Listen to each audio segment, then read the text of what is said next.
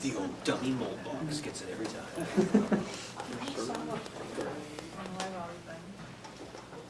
Explains a lot. Oh my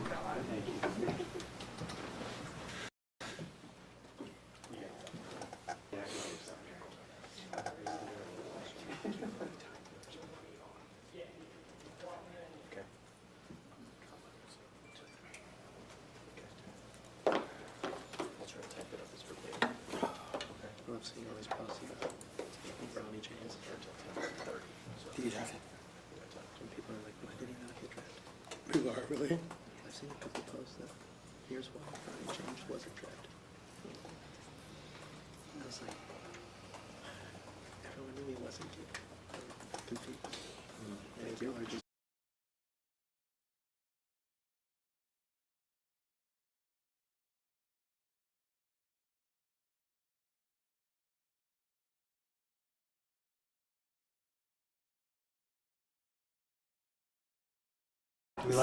The salmon was amazing. by the way.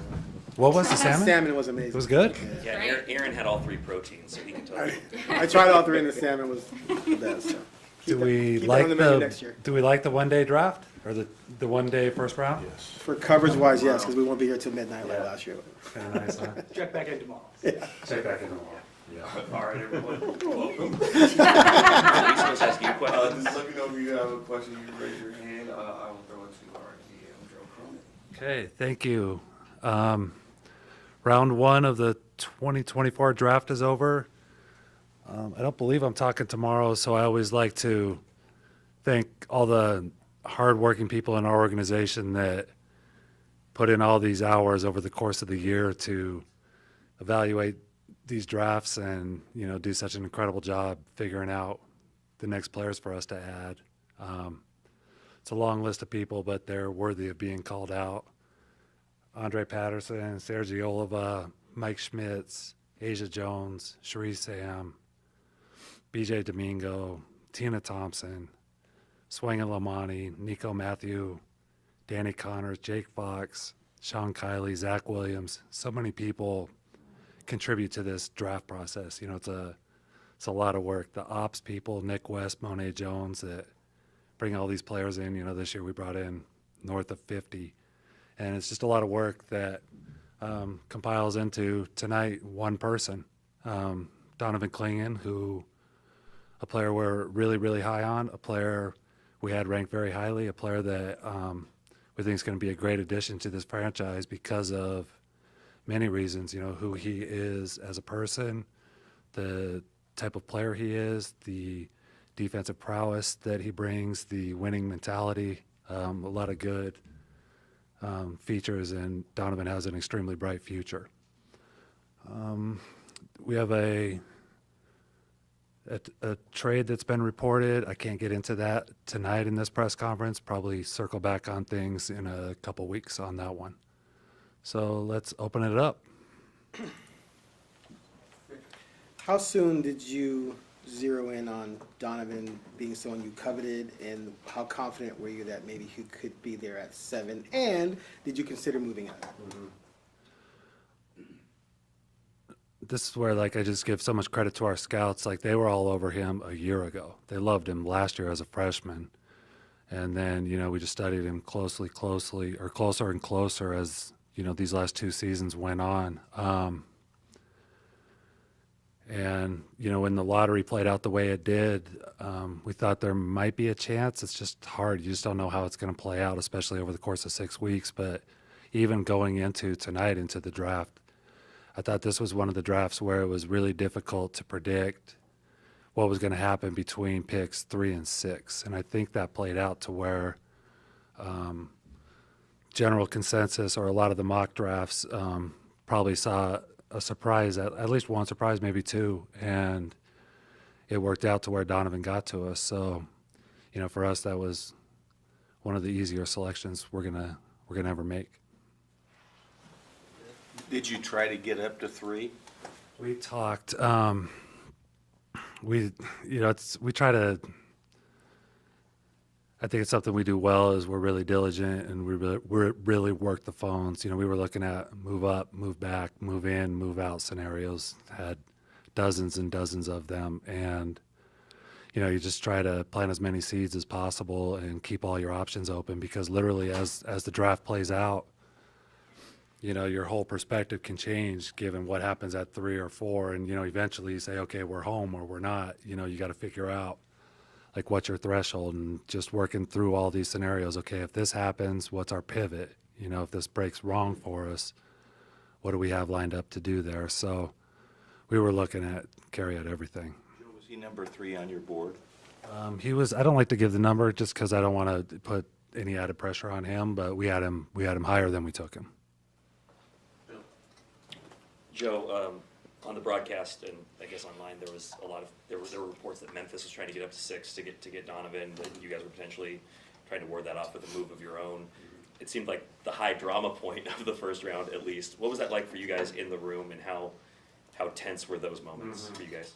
It's my favorite part of the job, the draft day in general, but specifically those moments when you have some control, you're able to maneuver a little bit, yet there's a lot of it that's not up to you, and you just kind of have to wait it out and ride that wave. And this one ended up being like that, where, like I said earlier, you have all these contingencies, and once certain things happen and we knew we were likely going to be fine at 7 or getting what we hoped at 7, it was good. But those moments right before that, those are as tense as they come for us in this profession. Minus, game winners and, in the off season. Joe, for the last couple of years, you've talked about wanting to get bigger, longer, stronger, more athletic. You made moves last year where you got probably 2 of the more higher-end athletic bigs. Donovan kind of goes back to a more traditional model. How does he kind of fit into what you guys are doing? Was that purely based on talent, and even if he goes away from kind of the archetype you guys have talked about preferring? And then how does he fit with Scoot going forward? Definitely becoming more physical, more athletic, bigger. Like you said, it's been a continued priority of ours, and I think we did that today and a lot of the things we were talking about. Defensively, Donovan to me is an interesting defender. Of course, he's more of a drop big that's best around the rim. I mean, it's what he does best, is protect the rim.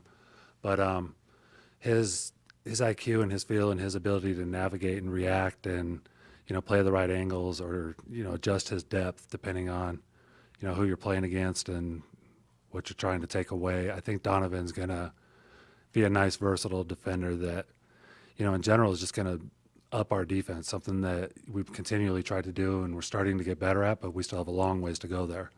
I think rim protection, has been a big hole of ours, and Donovan helped solve that problem. As for Donovan and Scoot, I think anytime you get a defensive anchor that can play behind your talented guards, I think that's a huge part of this. But also someone that can play, do a good job on the other side of the ball. He's a great screen setter. He's going to be a good roll guy. He's got great hands. He's got a good feel. He can pass. He can play off the move a little bit. He's got some work to do, like a lot of young big men, but we like where he's headed skill-wise.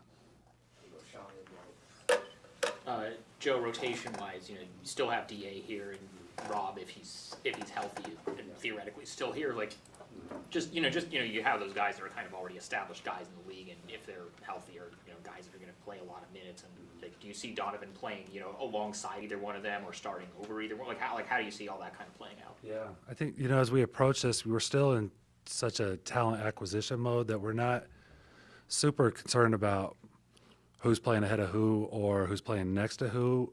It was more for Donovan. It was obviously get a really talented guy who addresses some huge needs for us, specifically, like we said, the rim protection, the defense, the rebounding, the offensive rebounding.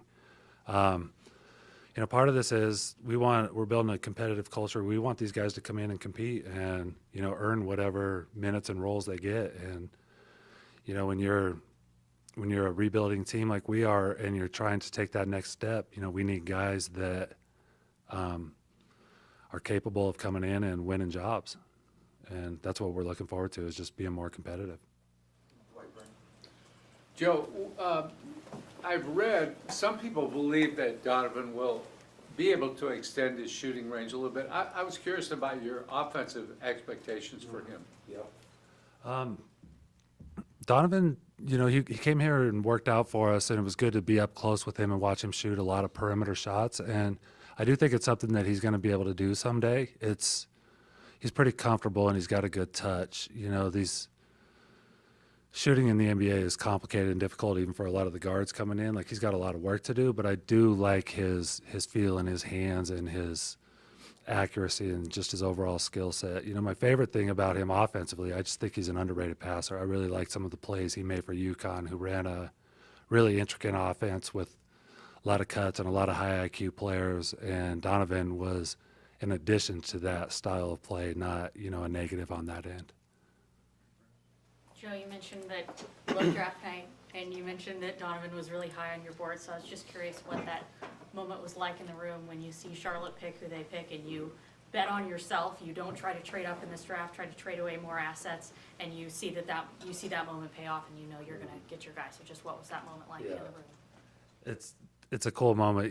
There's all of us who have been working this draft and, just this roster so hard over the year to, have a moment where you're hoping something happens and then it actually does. And, everyone's just happy. We all do the clap that people see on TV, but it's literal, it's relief, it's joy, it's optimism, it's excitement.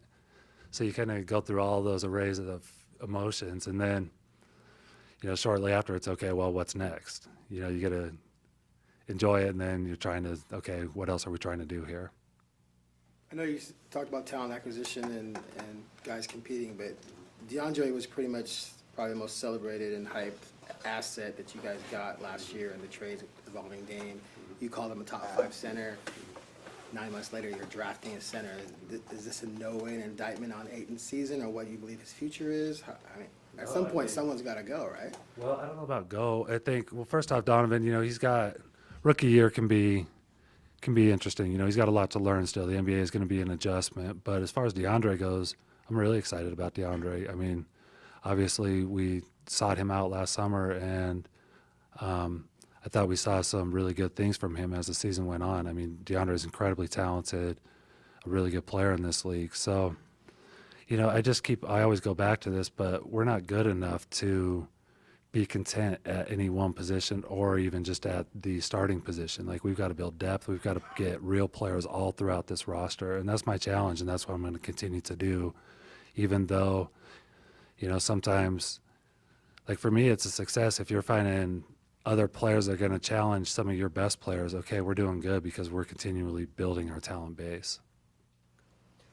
Joe, you said that after that moment of celebration wears off, it turns to what's next and what else are you trying to do here?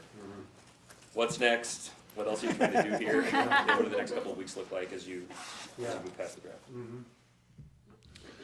Yeah, so, tomorrow, go through the second round. We have 2 picks there, 34 and 40, which are pretty good picks. So, obviously, we'll get that accomplished and figure that portion of, the next step in the process figured out. Beyond that, get into the offseason and still look for ways to get better. Like I said, we've got to continue to build this talent base, and, we're committed to Scoot and Shaden being a massive part of what we're doing. And how do we find ways to, give them the support they need and make them better and maximize their development? So it's continually seeking players that we can add to this roster that we can grow with and build together with. In that you're committed to this young nucleus, is it likely that some of the older guys might get moved? I don't know if I'd say likely. I think throughout this whole offseason, I've been open-minded. Again, with the mindset that we need to get better, and I think in some ways we need to get different. So I think my goal is to just, really work the phones and be open-minded and be opportunistic about, finding players that can help us in not just the short term, but the long term. And I think you'll see that theme with, some of our additions, that we are looking at, putting a runway here that where these guys can be really good for hopefully a long time, and just trying to find guys that fit that mold. All right. Thank you, Joe. Thanks, everyone. Yeah.